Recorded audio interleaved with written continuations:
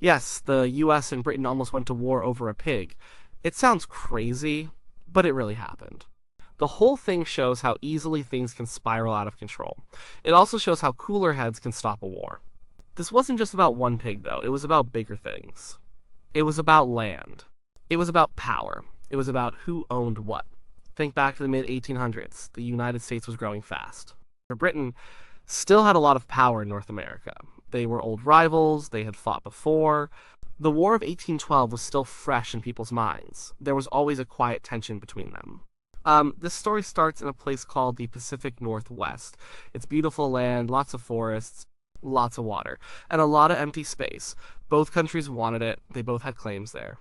For years, they couldn't agree on a border. It was a messy situation. In 1846, they tried to fix it. They signed something called the Treaty of Oregon. This treaty drew a line. It said the border would follow the 49th parallel. That's a line of latitude. It goes across the continent. But when that line hit the coast, things got tricky. The treaty said the border would go westward along the 49th parallel of north latitude to the middle of the channel which separates the continent from Vancouver Island, and then southerly through the middle of the said channel and of Fuca Straits to the Pacific Ocean. Sounds clear enough, right? Wrong. The problem was there wasn't just one channel. Off the coast, between the mainland and Vancouver Island, there's a group of islands. We call them the San Juan Islands now. There are two main channels that go through them. One is called Haro Strait. It's closer to Vancouver Island. The other is Rosario Strait. It's closer to the mainland. If the border went through Haro Strait, the San Juan Islands would belong to the United States. If it went through Rosario Strait, they would belong to Britain. Each country believed their channel was the right one. It was a big deal. These islands were small, but they were important. They were in a strategic spot. They could control who went in and out of Puget Sound. They were like a gateway. So the treaty didn't really solve anything for the islands. It just made the disagreement more specific. For a few years, nobody really did much about it. The islands were pretty wild. Not many people lived there. But that started to change. The British side had a strong presence in the area. The Hudson's Bay Company was very powerful. They were a huge fur trading company. They had posts and farms all over. They had a big farm on San Juan Island itself. They had sheep, they had cattle, they had pigs. They were there to make money. They saw the island as British. Then American settlers started to arrive. They were moving west. They heard stories of good land. They wanted to start new lives. They also saw the island as American. They were pushing into new territories. They felt it was their right. They didn't care much for big companies like the Hudson's Bay Company. They wanted their own farms. So, you had British company men and American farmers living on the same island, both believing it was their country's land. They were side by side. But they were also miles apart in what they thought. This was a recipe for trouble. Not huge trouble yet, just small everyday problems, like arguments over who owned what, or where a fence should go, or what animals were doing. The local authorities on both sides knew there was a problem. The British governor of Vancouver Island, James Douglas, was a smart man. He ran things for the British. He wanted to keep the peace. The American military leaders in the area also knew. They had soldiers stationed nearby. They were watching. Everyone knew the situation was delicate. It was like a loaded gun. All it needed was someone to pull the trigger. Or in this case, a pig to eat some potatoes. It was June 15th, 1859, a regular summer day on San Juan Island. The sun was probably warm. The air smelled of salt and pine trees. Life was simple but hard for the people living there. They were pioneers. On this island lived an American man named Lyman Cutlar. He was a farmer. He had moved to the island. He was trying to make a living. He had a small farm. He grew vegetables. Potatoes were important. They were food for his family. They were a big part of his survival. He had worked hard on his potato patch. Nearby, the Hudson's Bay Company also had a big operation. They called it Bellevue Farm. It was a proper farm, not just a fur trading post. They had buildings, they had fields, they had livestock. A man named Charles Griffin was in charge of the farm. He was an Irishman. He worked for the British company. Now, Griffin had some pigs. A lot of pigs, actually. These weren't fancy, penned-up pigs. They were semi-wild. They roamed around. They foraged for food. Pigs do what pigs do. They dig. They root in the dirt. They look for tasty things. On that particular day, one of Griffin's pigs wandered off. It didn't care about borders. It didn't care about treaties. It just cared about food. And it found some. It rooted its way right into Lyman Cutlar's potato patch. Cutlar came out and saw a big black pig digging up his potatoes, eating his hard work. This wasn't the first time either. These pigs had been a nuisance. They had caused problems before. Cutlar had complained. He had put up a fence, but it wasn't strong enough. Or the pig got through it. He was probably fed up. Anyone would be. He grabbed his rifle. He aimed it at the pig. He fired. The pig dropped dead. The sound of the shot probably echoed a bit. It was a big moment. It set everything in motion. Cutlar had killed a pig. A pig that wasn't his, a pig that belonged to the British company. Soon after, Charles Griffin found out. He went to Cutlar's farm. He confronted Cutlar. Griffin was angry. His pig was dead. He wanted something done about it. "You killed my pig," Griffin probably said, or something like that. Cutlar didn't deny it. "Your pig was in my potato patch," he likely replied. Eating my potatoes. Then came the money part. Griffin demanded a lot of money for the pig. He asked for $100. That was a huge amount back then. A fortune. Way more than a pig was worth. It was an angry demand, not a fair one. Cutlar offered to pay $10. He thought that was a fair price for a pig. It was a reasonable offer, but Griffin refused it. He stuck to his $100 demand. He probably saw Cutlar as an American intruder. And Cutlar probably saw Griffin as a British company man trying to bully him. The argument went back and forth. Neither man would back down. It wasn't just about the pig anymore, it was about pride. It was about who was right. It was about who had authority on the island. Griffin eventually said he would take Cutlar to the British authorities. Cutlar said he would go to the American authorities, and that's exactly what they did. Griffin reported the incident to Governor Douglas on Vancouver Island. He told him an American settler had killed a British company's pig. On land, the British claimed. Cutlar went to the American military. He sought protection. He told them a British company. Man was threatening him. On land, the Americans claimed. So, a dead pig. A potato patch. A disagreement over $10. That's how it started. That's how a small local squabble became an international incident. It went from a farmer and a company agent to entire nations. The pig was the spark. The disputed land was the dry tinder. And a whole lot of national pride was waiting to catch fire. No one knew it yet, but this dead pig was about to bring two powerful nations to the brink of war. News of the dead pig and the dispute quickly traveled. For the British, Governor Douglas heard about it. He was not happy. He saw it as an American challenging British authority on British soil. He felt he needed to act strong. He had a duty to protect British subjects and their property. He ordered a British warship, the HMS Tribune, to San Juan Island. Its job was to protect British interests. It was a show of force. On the American side, the news reached General William S. Harney. He was in command of the Department of Oregon. Harney was a strong-willed man. Some would say he was hot-headed. He had a reputation for being aggressive. He was very anti-British. He saw the British as trying to push the Americans around. He thought the Americans needed to stand firm. Harney didn't hesitate. He took Griffin's complaint as a British attempt to exert control over American settlers. He quickly ordered troops to San Juan Island. He sent a company of soldiers from the 9th Infantry Regiment. He put them under the command of Captain George Pickett. Yes, that George Pickett. The same Pickett who would later become famous, or infamous, for Pickett's charge in the Civil War. At this time, he was a young, ambitious captain. He followed orders. Harney told Pickett to go to San Juan Island and protect American citizens. He told Pickett not to let the British interfere. He told him to repel any landings by the British if they tried to establish authority.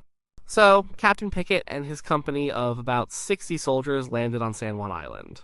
They set up camp. They planted the American flag.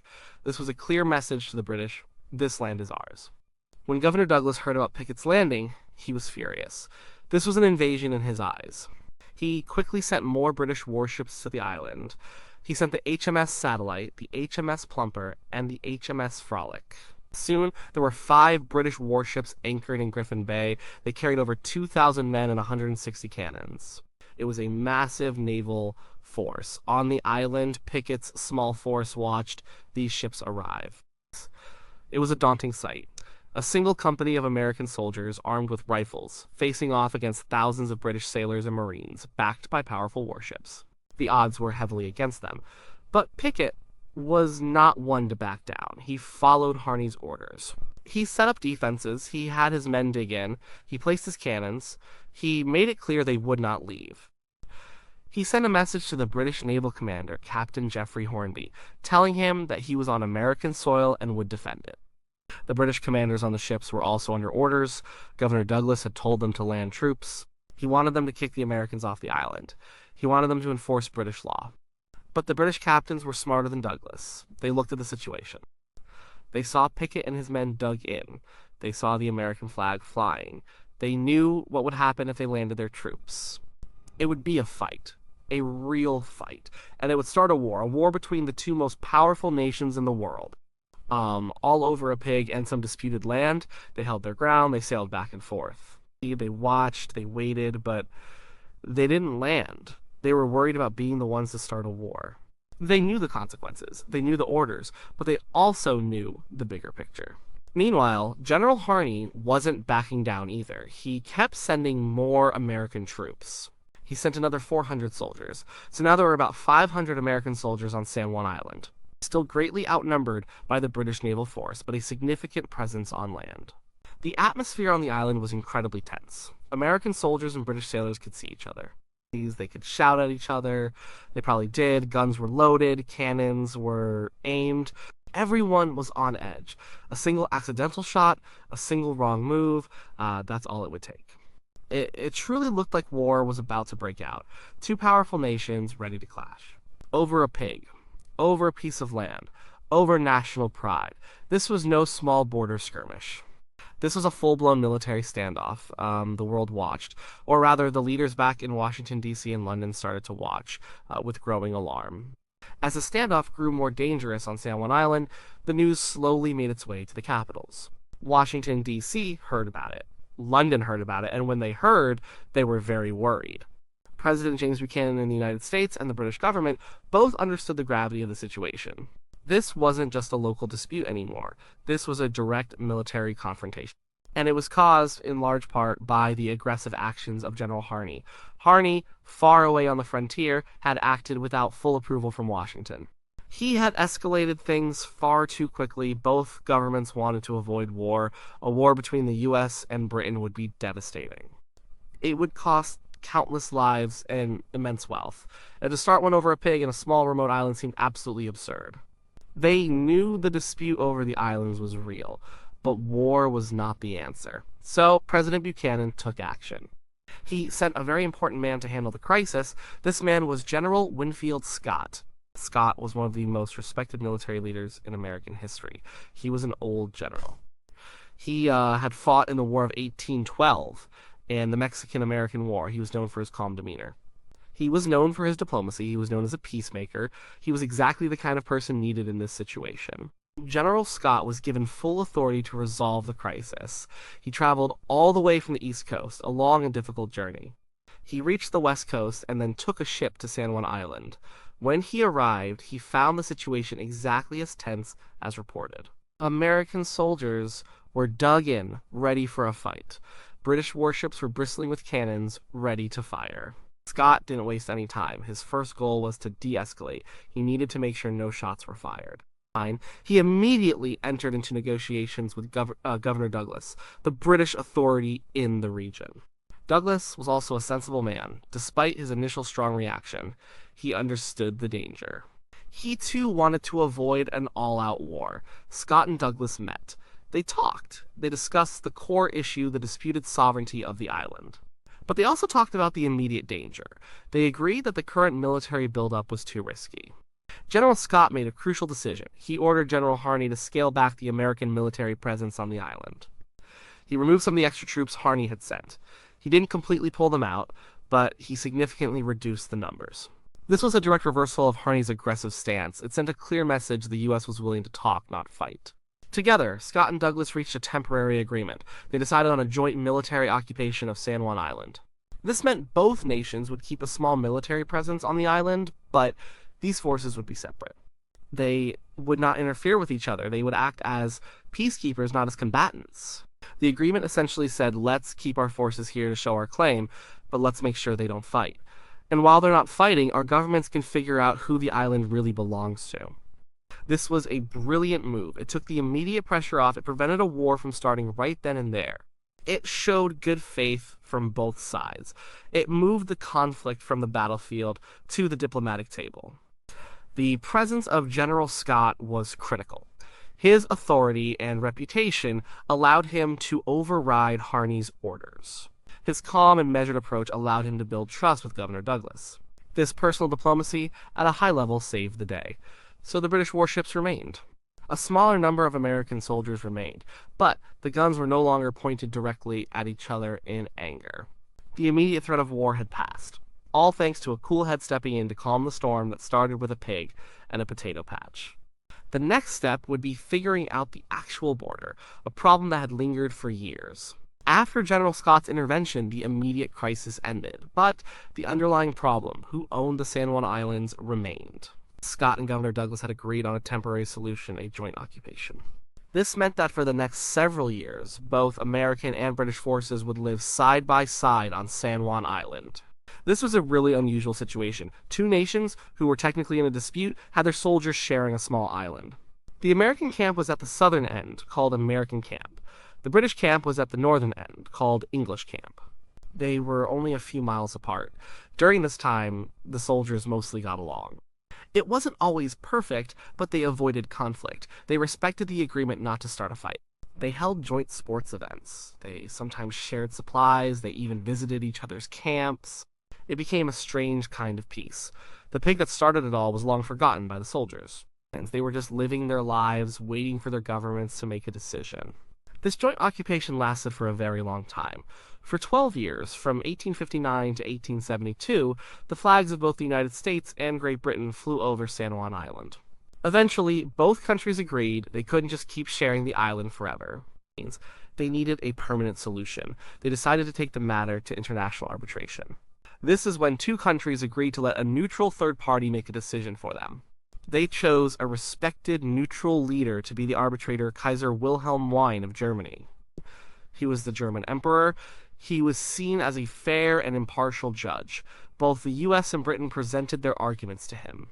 The core of the argument was still the same. Which channel did the Treaty of Oregon refer to? The Americans argued for Haro Strait, which would give them the islands. The British argued for Rosario Strait, which would give the islands to them. They brought maps. They brought interpretations of the treaty language. They brought historical documents. It was a detailed legal battle. After carefully considering all the evidence from both sides, Kaiser Wilhelm I made his decision on October 21st, 1872. He ruled in favor of the United States. He declared that the boundary should run through Haro Strait. This meant the San Juan Islands officially belonged to the United States. The British accepted the decision. The American forces on the island cheered. The British forces packed up and left a few months later. The dispute was finally over. The border was finally settled. So, did the US and Britain almost go to war over a pig? Yes, they did. The pig was the fuse. But the real issue was the disputed territory. It was about who controlled these strategic islands. It was about national pride and the careful drawing of borders. The Pig War, as it became known, is a strange footnote in history. It's a reminder of how easily small incidents can become big ones. It shows the danger of aggressive leaders, but it also shows the power of diplomacy and common sense. Cooler heads prevailed. General Scott's actions prevented a war. The decision to go to arbitration avoided future conflict. It's a story that starts with a farmer, a potato patch, and a hungry pig. But it ends with two nations avoiding a devastating war, agreeing to let an emperor decide their fate, and ultimately moving forward in peace. It's a testament to the idea that even when things are incredibly tense, there's always a way to talk things out and prevent disaster.